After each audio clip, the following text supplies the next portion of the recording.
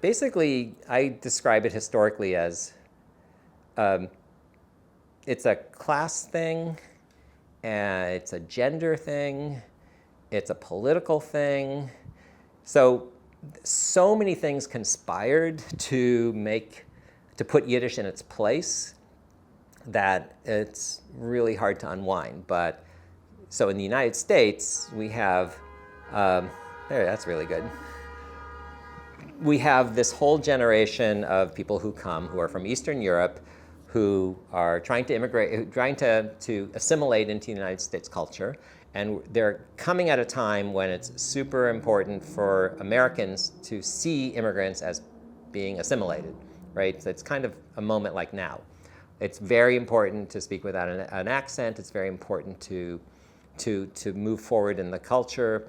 And the more that you stand out, the less accepted you are as an American, right? And here, I was a part of a group that had deliberately chosen to keep its culture, to keep its language, and to do all the things that were against those kinds of things. So as Jews, Jewish Americans wanted to put their past behind them.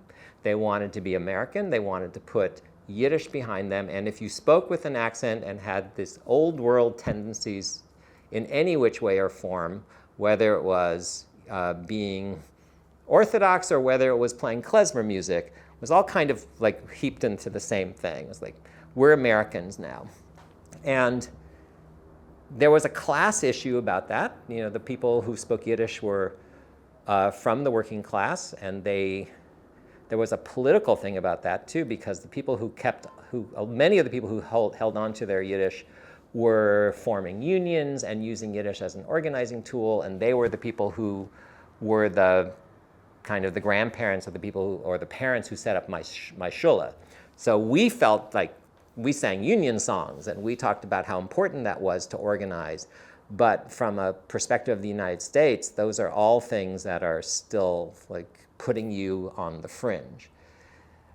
Then I would say on top of it, second languages are not respected at all in this country.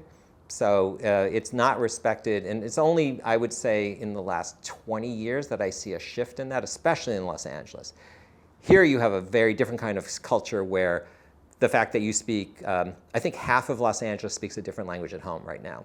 So it's a very respected, it's a normal thing to speak a language at home that's not what you speak, that's not English. And you kind of expect that. Every other person you meet in LA is speaking a different language at home.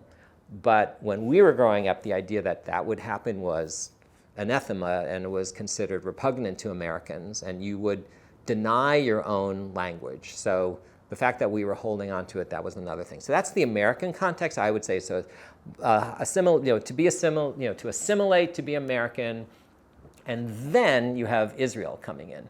So, well, first you have Stalin, and you have Stalin decimating the Yiddish culture of the Soviet Union, and then you have Hitler and the Holocaust and annihilation of basically, 5.5 million Yiddish speakers out of the 6 million, something like that.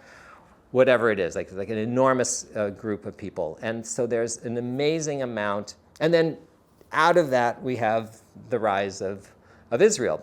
So the narrative is that Yiddish is the language of defeat. Yiddish is the language of weakness. Yiddish is the language of death.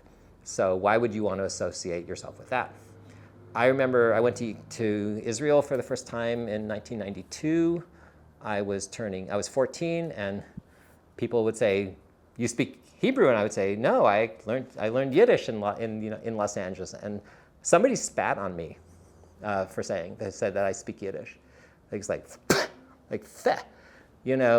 So the idea of strength and the new Jew and the new future became very wrapped up in the Israeli ethos, which then traveled over to the United States. So we stopped saying Good Shabbos, which is what we said when I was a kid. Everybody said Good Shabbos. And then all of a sudden, the people who went to synagogue started saying Shabbat Shalom. It's like, what where'd that come from?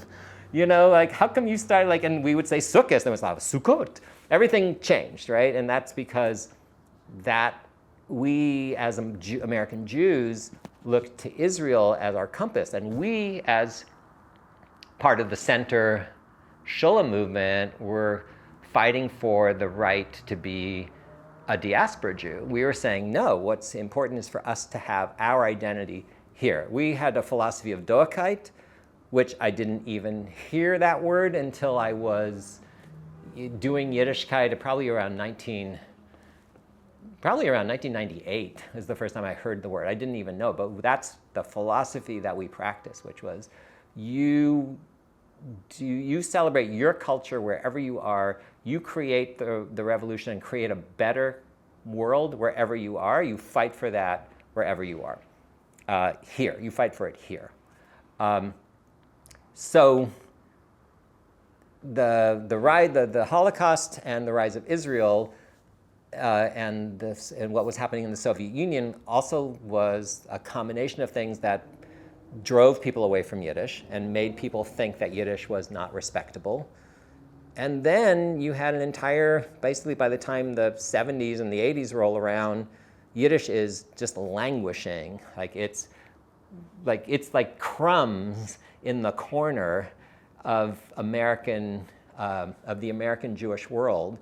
It's as forgotten as possible. Like we, as growing up here, our being Yiddish and having Yiddish in LA we were invisible.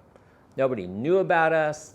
Nobody heard about us. Nobody knew that there was like Yiddish theater here, that there were Yiddish libraries here, that there were Yiddish schools here. We were invisible. And that's the way the community wanted it, because the Jewish community wouldn't fund us. You know, we went to them and said, you know, will you fund these? This is like in my parents' time. Will you give us money as part of the Bureau of Jewish Education for our Jewish school? No, we're not going to give you money. You know, will you support our Jewish center and what we do, which is actually working with not just Jews but non-Jews? No, we won't allow that. I mean, they defunded Yiddish. I mean, Yiddish was actually the language of instruction for Jewish schools in Los Angeles in the teens and the 20s and the 30s. But all that stopped, and then it was forgotten. Like, people didn't even know that whole history existed. And then there really is, in that, it's not just, these are not ideological things there are ideological things driving it, but the most important thing is the emotional shame, which is unconscious and is somewhere deep in people's mind, like the way you have, like, you know, you might have like a weird sexual fantasy and you'll have the shame associated with it and you'll never talk about it. That's how powerful it is. And it's in a way that when I speak to people in the Jewish community, they can't even recognize how much they hate Yiddish. Like they don't even know it. They'll talk about it in ways and they'll say, no, it's like people who say, I'm not a racist. You know, I'm never, not me, but they despise it. And so we do projects at Yiddishkayt, and we'll get like remarks from funders in the Jewish community, and they'll say, there's just not enough depth in what you do. We say, well, no, we're talking about like why Yiddish is important as a living culture. Yeah, but we want you to talk about the Holocaust and all the people who died. So, well, we actually want to we don't want to dwell on those, 13 years between 36 or between, 9 years between 36 and 45, or between 1933 and 1945. We want to dwell on 1,000 years of vitality, which actually informs all of Ashkenazi culture, which is, 75% of American Jews or more. And no, we don't want to talk about that.